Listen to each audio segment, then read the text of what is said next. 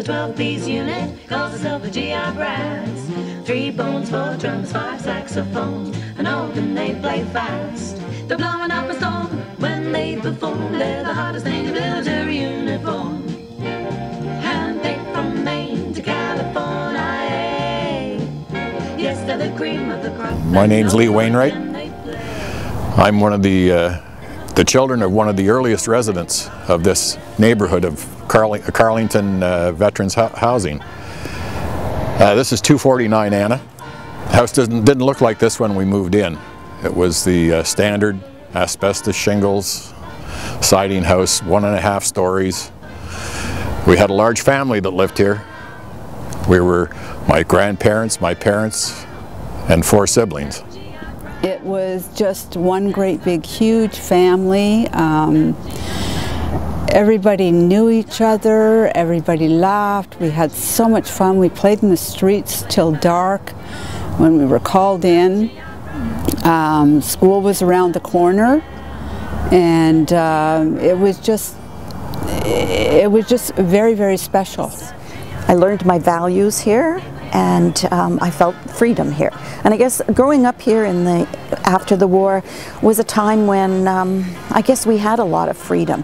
I mean, not the type of freedom that the kids would have nowadays, but all our activities were outdoors, and my parents would get up in the morning, you know, we'd have breakfast, and they threw us outside and told us to come back when the lights came on.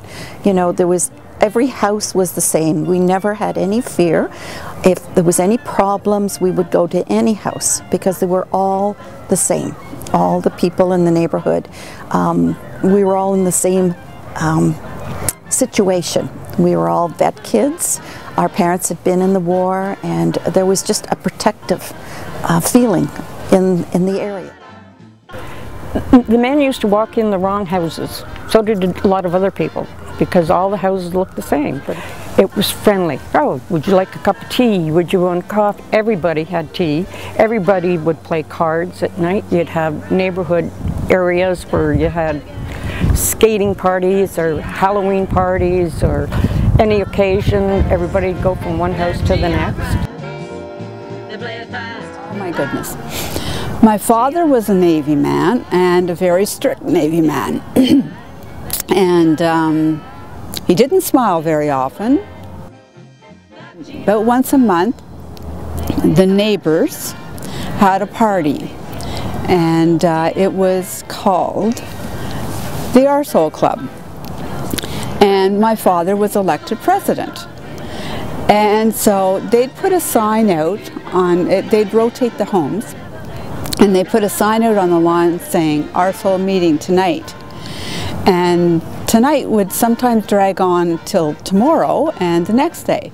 So all us kids were shipped off to one of the houses in the neighborhood, and we all stayed there.